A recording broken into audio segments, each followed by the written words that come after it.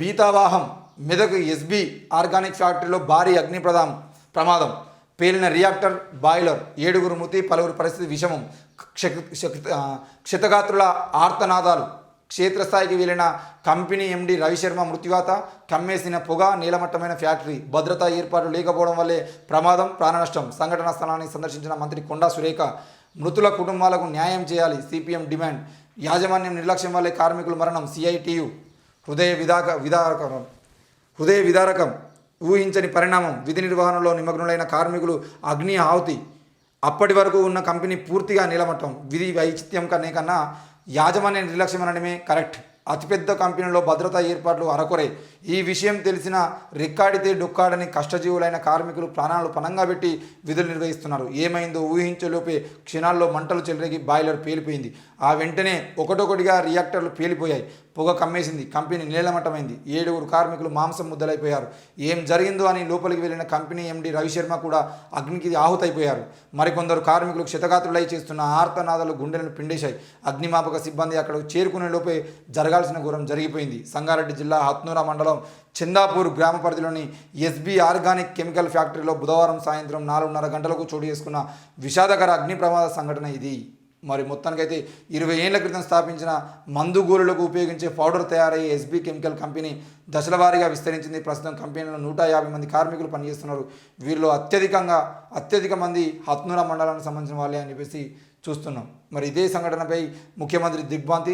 క్షతగాత్రులకు మెరుగైన వైద్యం అందించాలని ఆదేశం. ఎస్బీ పరిశ్రమలో పేలుడు ఘటనపై ముఖ్యమంత్రి రేవంత్ రెడ్డి దిగ్భ్రాంతి వ్యక్తం చేశారు. సహాయక చర్యలపై సమీక్షించిన సీఎం వేగవంతం చేయాలని అధికారులను ఆదేశించారు. క్షతగాత్రులకు మెరుగైన వైద్యం అందించాలని సూచించారు. ప్రమాదానికి గల కారణాలను అడిగి తెలుసుకున్నారు అని చెప్పేసి చూస్తున్నాం. ఏం తెలుసుకుంటారు? ఈరోజు ఇదే ఎస్బీ కంపెనీ 20 ఏళ్ల క్రితం స్టార్ట్ అయితే 20 ఏళ్ళ నుండి ఒకటే బాయిలర్ను వాడుతున్నారు. 20 ఏళ్ల క్రితం మొదలుపెట్టినప్పుడు ఏ బాయిలర్ అయితే పెట్టిరో ఈరోజు బాయిలర్లు ఉన్నా లేదంటే అక్కడ ఉన్నటువంటి కంపెనీలకు సంబంధించిన విషయంలో ఏమేమైతే వస్తువులు ఉంటాయో ఒకటి 5 సంవత్సరాలు లేదంటే 10 సంవత్సరాలు అని చెప్పేసి వాటికి ఒక టైం ఉంటుంది. కానీ వీళ్ళు 5 సంవత్సరాలు వాడాల్సిన బాయిలర్ని 20 సంవత్సరాలు వాడతారు. ఆ 5 సంవత్సరాలు వాడాల్సిన పైపుల్ని 20 సంవత్సరాలు వాడతారు. వాటి మ్యానుఫ్యాక్చరింగ్ డేట్ నుండి మొదలుకొని ఎన్ని సంవత్సరాలు వాడినది వాటి మీద క్లియర్గా రాసినా కూడా ఏం కాదులే నడుస్తుందిగా అని చెప్పేసి నడిపించడానికి ప్రయత్నం చేస్తారు తప్ప క్లియర్గా ఇంకో ఇది 5 సంవత్సరాలు, పోయిన సంవత్సరం ఏప్రిల్ 1వ తారీఖున పెట్టిన కదా ఇంకో 5 ఏళ్ల తర్వాత ఈ టైంలో తీసేయాలని చెప్పేసి కొత్తది పెట్టాలనే ఆలోచన కూడా ఉండదు. ఈరోజు రవిశర్మ అక్కనే ఉన్నాడు కాబట్టి అయ్యో ఏమైంది అని చెప్పేసి పోతే ఆయన కూడా కాలిపోయాడు. కానీ ఒకవేళ రవిశర్మ అక్కడ లేకపోయేది ఉంటే దాని గురించి పట్టించుకునే నాది కూడా ఉండకపో, ఆయన ఎక్కడ పరారులో ఉండిపో. మరి ఒక్కరా ఇద్దరా ఎంతమంది ఎన్నిసార్లు ఈరోజు వరంగల్లో బాంబు ఫ్యాక్టరీలో చనిపోయినప్పుడు కూడా బాంబుల కుమార్ అని చెప్పేసి ఆయన కూడా అదే పరిస్థితి కదా. కనీసం క్షతగాత్రులకు పైసలు ఇచ్చింది లేదు. దానికోసం ప్రజా సంఘాలు పోరాటం చేస్తే వాళ్ళ మీద కేసులు నమోదు చేస్తారు. కనీసం ఎక్కడ కూడా ఇట్లాంటి ప్రమాదం జరిగితే ప్రమాదం నుండి బయటపడడం కోసం, ప్రమాదం నుండి కాపాడడం కోసం కనీసం చర్యలు తీసుకోవడం కూడా అక్కడ అంటే వాటిని రక్షించుకునేటువంటి మార్గాలు కూడా ఉండకపోతే ఎంత దారుణం. ఈరోజు ఎస్బీ ఒక్కటే కాదు, ఎస్బీ ఆర్గానిక్ లిమిటెడ్ కాదు, రాష్ట్ర వ్యాప్తంగా ఉన్నటువంటి ఎన్నో ఇటు పటాన్ చెరువు దాటిన తర్వాత మరి సదాశివపేటకు ముందు ఎన్నో ఫ్యాక్టరీలు ఉన్నాయి. ఆ ఫ్యాక్టరీలలో ఎక్కడ కూడా కనీసం రక్షణ వ్యవస్థ ఉండదు, కాపాడుకునే పరిస్థితులు ఉండవు. ఫైర్కు సంబంధించినటువంటి ప్రమాదం జరిగితే దానిని బయటపడడం కోసం ఫైర్ సేఫ్టీ ఉండదు, ఏముండదు. ఒక అల్లారం సిస్టమ్ కూడా సరిగ్గా పనిచేయనటువంటి పరిస్థితులు ఉంటాయి కంపెనీలు. జనాలు పోతున్నారా, పనిచేస్తున్నారా, వస్తున్నారా, అంతే తప్పించి ఎప్పుడు ఏ ప్రమాదం జరుగుతుంది, ఎంతమంది చచ్చిపోతారు, ఏంది అనేది ఒక రిపోర్ట్ ఉండదు. ఫ్యాక్టరీలకు సంబంధించిన విషయంలో ఆ కాలుష్యానికి సంబంధించినటువంటి ఆ కాలుష్య నియంత్రణ మండలి ఏడ పనిస్తుందో అర్థం కాదు. కాలుష్య నియంత్రణ మండలికి ఆ స్థానికంగా ఉన్నటువంటి వ్యక్తులు కొంతమంది ప్రజా సంఘాల నాయకులు కంప్లైంట్ చేస్తే ఆ కంప్లైంట్ చేసినటువంటి వ్యక్తులకు సంబంధించిన విషయంలో కూడా ఏనాడు ఈరోజు ఆ కాలుష్య నియంత్రణ మండలి వాళ్ళకు స్పందించి ఈ కంపెనీ మీద మేము రైడ్ చేసినాం, దీనికి అన్నీ సరిగ్గానే ఉన్నాయని చెప్పేసి అప్రూవల్ ఇచ్చినటువంటి అప్రూవల్ పేపర్లు కూడా ఉన్నాయి. వాళ్ళు కంప్లైంట్ చేసినా కూడా వీళ్ళు పోయి కనీసం వాటి మీద చర్యలు తీసుకునే అవకాశాలు ఉన్నాయి.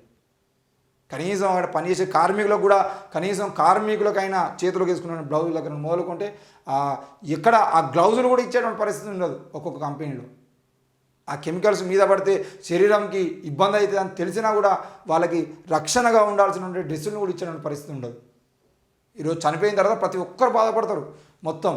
కానీ ఆ కంపెనీలలో జరుగుతున్నటువంటి అన్యాయాలు, అరాచకాలు, అక్రమాలు ఏవైతే ఉన్నాయో వాటి విషయంలో ఒక్కసారి కూడా ఒక్క పార్టీ అయినా ఒక నాయకుడైనా పోయి వాటి విషయంలో మాట్లాడింది ఉండదు, చేసేది ఉండదు. మరి ఈరోజు ఒక ఫార్మా కంపెనీకి సంబంధించిన విషయంలో జరిగింది ఏదైతే ఉందో అది చూసుకొనైనా రానున్న రోజుల్లో ఎక్కడ ఫార్మా కంపెనీలు ఉన్నా ఏమున్నా, ఈరోజు నల్గొండ జిల్లాకు పోతే ఇటుముఖాన మరి కొత్తగా ఏర్పాటు చేస్తున్నారు. ఆ గ్రామ ప్రజలు మాకు అద్దురాబాయ్ ఈ కెమికల్ ఫ్యాక్టరీలు మాకు అద్దు అని చెప్తున్నా కూడా ఆ గ్రామాల్లో కెమికల్ ఫ్యాక్టరీలు పెట్టాలని ఆ భూములు మొత్తం కొనుగోలు చేసుకున్నారు.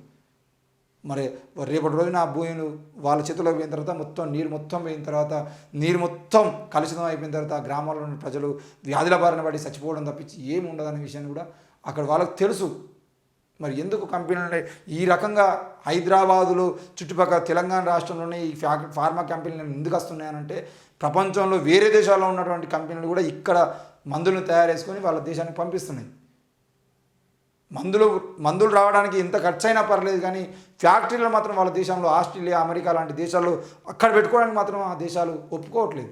ఎందుకు ఒప్పుకోవట్లేదు అంటే ఆ ఫ్యాక్టరీలు అక్కడ పెట్టేది కలుషితం అయిపోతే, అక్కడ నీరు కలుషితం అయితే, అక్కడ వాతావరణం కలుషితం అయిపోతే, అక్కడ మొత్తం కలుషితం అయిపోతే మనుషులు బతకడానికి కూడా అవకాశాలు ఉన్నాయని చెప్పేసి ఫ్యాక్టరీలను ఇక్కడ పెట్టి ఖర్చు ఎక్కువైనా పర్లేదు, డబ్బులు ఎక్కువైనా పర్లేదు, వాటి రేటు పెరిగినా పర్లేదు అని చెప్పేసి ఇక్కడ కంపెనీలు పెట్టి ఇక్కడ నుండి అక్కడికి తరలించుకుంటున్నారు మందుల్ని. ఎంత దారుణమైనటువంటి విషయం మీరు అర్థం చేసుకోండి.